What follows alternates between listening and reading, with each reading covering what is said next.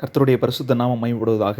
பற்றாத நீரூட் நேயர்களுக்கு இயேசுவின் நாமத்தினாலே வாழ்த்துக்களை தெரிவித்துக் கொள்கிறேன்.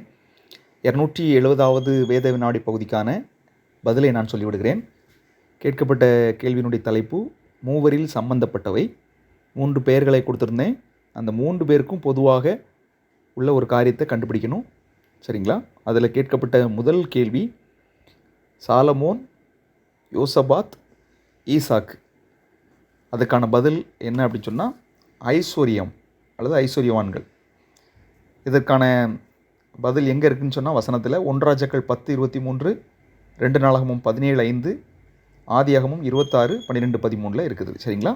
ஐஸ்வர்யம் என்பது விடை. ரெண்டாவது கேள்வியில் நம்ம பசேபாள், எஸ்தர், எமிமாள் என்று சொல்லி நம்ம கேள்வி கேட்டிருந்தோம். இந்த 3 பேருக்கும் பொதுவான ஒரு காரியம் சௌந்தரியம். விடை எங்கே இருக்குன்னு பார்த்தீங்கன்னா 2 சாமுவேல் 11:2, எஸ்தர் 2:7, யோபு 42:15. சரிங்களா? ஓகே. மூன்றாவது கேட்கப்பட்ட கேள்வி யாக்கோபு, யோனதாப், சாத்தான். விடை என்பது தந்திரம் அல்லது தந்திரசாலி என்று சொல்லலாம்.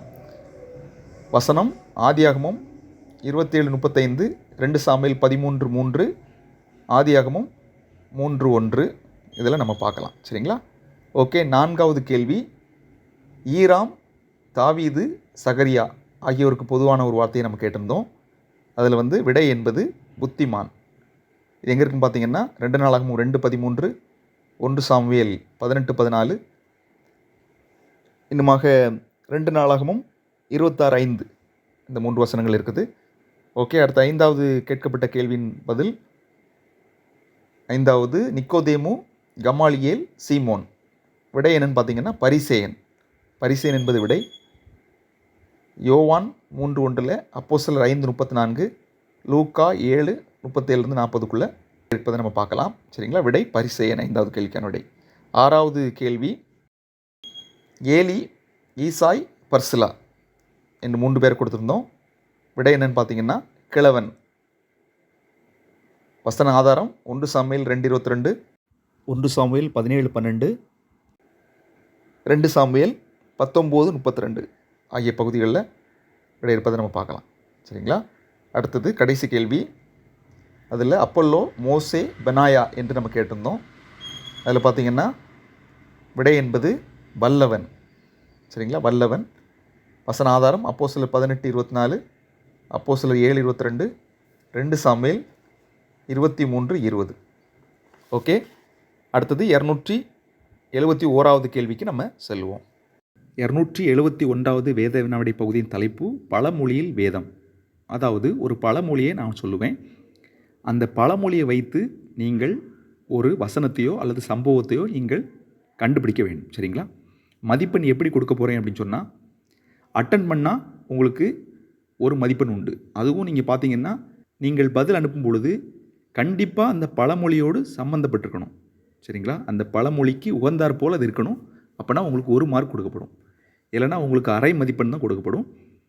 இன்னும் பார்த்திங்கன்னா எப்படி மதிப்பெண் கொடுக்க போகிறோம் அப்படின்னு சொன்னால் இப்போ ஒரு பழமொழி இருக்குன்னா அதுக்கு நிறைய பேர் ஒரே பதிலை சொல்லியிருந்தாங்கன்னா அந்த நிறைய பேர் எத்தனை பேராக இருந்தாலும் அவங்களுக்கு 2 மதிப்பெண் கொடுக்கப்படும். சரிங்களா? அதனால் இந்த பழமொழிக்கு பொருந்தால் போல வசனம், சம்பவம் அதை நான் குறிப்பிட்டிருப்பேன். வசனம்னா வசனம் கண்டுபிடிக்கணும், சம்பவம்னா சம்பவம் கண்டுபிடிக்கணும். அப்படி வசனத்தை நீங்கள் கண்டுபிடிச்சிங்கன்னு சொன்னால் உங்களுக்கு கண்டிப்பாக 1 மார்க் வழங்கப்படும். ஆனால் கண்டிப்பாக அந்த பழமொழியோடு பொருந்தத்தக்கதாக இருக்கணும். பொருந்தாத ஒரு வசனத்தையோ சம்பவத்தையோ நீங்கள் சொன்னீங்க அப்படின்னு சொன்னால், அனுப்புனீங்கன்னு சொன்னால் உங்களுக்கு அரை மதிப்பெண் தான் வழங்கப்படும். சரிங்களா? மொத்தம் 12 கேள்விகள் இருக்க போகிறது. சரிங்களா? முதலாவது கேள்விக்கு நம்ம செல்லுவோம். உங்களுக்கு ஸ்க்ரீனில் எல்லா கேள்விகளும் வரும். தன்வினை தன்னை சுடும் அப்படிங்கிற பழமொழியிலிருந்து வேதாகமும் சம்பந்தப்பட்ட ஒரு சம்பவத்தை கண்டுபிடிக்கணும். சரிங்களா? தன்வினை தன்னை சுடும் என்ற பழமொழியை வைத்து வேதாகமத்தில் உள்ள ஒரு சம்பவத்தை கண்டுபிடிக்கணும். வசனம் கிடையாது, சம்பவத்தை கண்டுபிடிக்கணும். ஓகே. 2வது கேள்வி 5இல் வளையாதது 50இல் வளையாது. 5இல் வளையாதது 50இல் வளையாது. இந்த பழமொழியை வைத்து வேதாகமத்தில் உள்ள ஒரு வசனத்தை கண்டுபிடிக்கணும். சரிங்களா? 5இல் வளையாதது 50இல் வளையாது அப்படிங்கிறது சம்பந்தமாக ஒரு வசனத்தை கண்டுபிடிக்கணும். 3வது யானைக்கும் அடி சறுக்கும், யானைக்கும் அடி சறுக்கும் அப்படிங்கிற அந்த பழமொழியை வைத்து வேதாகமத்தில் ஒரு சம்பவத்தை கண்டுபிடிக்கணும். உங்களுக்கு ஒவ்வொரு கேள்விக்கும் நான் ப்ராக்கெட்டில் போட்டிருக்கேன், சரிங்களா? யானைக்கும் அடி சறுக்கும் அப்படிங்கிற பழமொழியை வைத்து வேதாகமத்தில் ஒரு சம்பவத்தை கண்டுபிடிக்கணும். 4வது கேள்வி, கடமை கண் போன்றது, கடமை கண் போன்றது அப்படிங்கிறத வைத்து நீங்கள் ஒரு வசனத்தை கண்டுபிடிக்கணும் வேதாகமத்தில். கடமை கண் போன்றது. ஓகே. 5வது கேள்வி, நெருப்பில்லாமல் புகையாது, நெருப்பில்லாமல் புகையாது. இந்த பழமொழி சம்மந்தப்பட்ட ஒரு வசனத்தை வேதாகமத்தை கண்டுபிடிக்கணும். நீங்கள் பழமொழி இப்படின்னு சொன்னால் நெருப்பு சம்மந்தமாக நீங்கள் தேடி கண்டுபிடிக்கக்கூடாது. அந்த பழமொழியினுடைய அர்த்தத்தை புரிஞ்சு, இப்போ நெருப்பு இல்லாமல் புகையாது ஏன் அந்த பழமொழி சொல்லப்பட்டிருக்குது, அப்போ அதுக்கு சம்மந்தமாக என்ன சம்பவத்தை நான் கண்டுபிடிக்கலாம், வசனத்தை கண்டுபிடிக்கலாம். அப்படி தான் யோசிக்கணும். உடனே நெருப்புன்னு சொன்னால் நெருப்பு புகை அப்படிங்கிறத வைத்து நீங்கள் என்ன செய்யக்கூடாது, கண்டுபிடிக்கக்கூடாது. அதனுடைய அர்த்தத்தை சம்மந்தப்படுத்தி நீங்கள் என்ன செய்யணும், பதில் சொல்லணும். 6வது கேள்வி, உரலுக்கு ஒரு பக்கம் இடி, மத்தளத்துக்கு 2 பக்கமும் இடி. இதில் ஒரு சம்பவத்தை கண்டுபிடிக்கணும். சரிங்களா? 6வது கேள்வி, உரலுக்கு ஒரு பக்கம் இடி, மத்தளத்துக்கு 2 பக்கமும் இடி. 7வது கேள்வி, ஆசையே துன்பத்திற்கு காரணம். ஒரு வசனத்தை கண்டுபிடிக்கணும். ஆசையே துன்பத்திற்கு காரணம். இது சம்பந்தமாக ஒரு வசனத்தை வேதாகமத்தில் கண்டுபிடிக்க வேண்டும். ஓகே.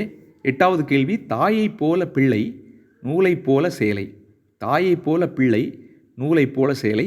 இந்த பழமொழியை வைத்து ஒரு சம்பவத்தை வேதாகமத்தில் கண்டுபிடிக்க வேண்டும். சரிங்களா?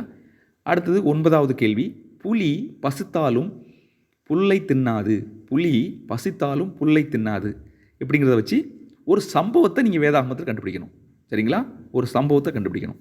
10வது கேள்வி, அரசன் அன்று கொள்வான் தெய்வம் நின்று கொள்ளும், அரசன் அன்று கொள்வான் தெய்வம் நின்று கொள்ளும் அப்படிங்கிற ஒரு பழமொழியை வைத்து நீங்கள் வேதாகமத்தில் ஒரு சம்பவத்தை நீங்கள் கண்டுபிடிக்கணும். சரிங்களா? 11வது கேள்வி, ஆடத் தெரியாதவனுக்கு தெருக்கோணல், ஆடத் தெரியாதவனுக்கு தெருக்கோணல் அப்படிங்கிற பழமொழியை வைத்து நீங்கள் வேதாகமத்திலிருந்து ஒரு சம்பவத்தை கண்டுபிடிக்க வேண்டும். ஒரு சம்பவம்.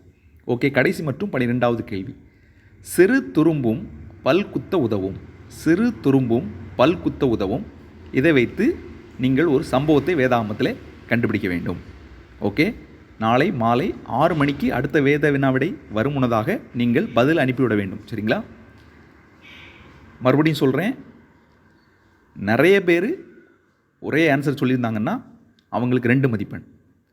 இது சம்பந்தமாக அதுக்கு ஒருவேளை அதுக்கும் குறைவான பேர் பதில் சொல்லியிருந்தாங்கன்னா அவங்களுக்கு 1 மதிப்பெண் கண்டிப்பாக கொடுக்கப்படும். அதை விட்டுட்டு சம்மந்தமே இல்லாமல், ஒருவேளை இந்த பழமொழிக்கு சம்மந்தமே இல்லாமல் ஏதோ ஒரு ஆன்சரை பண்ணுறோம் அப்படின்னு சொல்லி பண்ணுறீங்க அப்படின்னு சொன்னால் கண்டிப்பாக நான் அரை மதிப்பெண் தான் கொடுப்பேன். சரிங்களா? ஏன்னா ஒரு உற்சாகமாக நம்ம என்ன செய்யணும், செயல்படணும். அந்த காரியத்தை உணர்ந்து நம்ம பதில் சொன்னால் அது நல்லாயிருக்கும். அதுக்காகத்தான் இப்படி நான் பிளான் பண்ணுறேன். அதனால் தயவுசெய்து நீங்கள் உற்சாகமாக கலந்து கொள்ளுங்கள். உங்கள் பதிலை எதிர்பார்த்து கொண்டிருக்கிறேன். நீங்கள் ஒவ்வொரு நிகழ்ச்சியிலும் நீங்கள் பங்கு பெறுவீங்க. உங்களுக்கு நன்றி. அடியனுக்காக ஜோம் பண்ணுங்கள், உழைத்துக்காக ஜோம் பண்ணுங்கள். நிச்சயமாக நான் உணர்கிறேன், நீங்கள் எல்லோரும் எனக்காக ஜோம் பண்ணுறீங்க அப்படின்னு என்னால் உணர முடியுது. ஆண்டவர் நிச்சயமாக உதவி செய்கிறாங்க எனக்கு. அதனால் தொடர்ந்து நீங்கள் இந்த வேத வினாடி நிகழ்ச்சி இதில் கலந்து கொண்டு இதில் கலந்து கொள்கிற ஒவ்வொருவருக்காகவும் ஜோம் பண்ணுங்கள். தேவன் நம்ம ஒவ்வொருவரையும் ஆசீர்வதிப்பாராக. ஆமென்.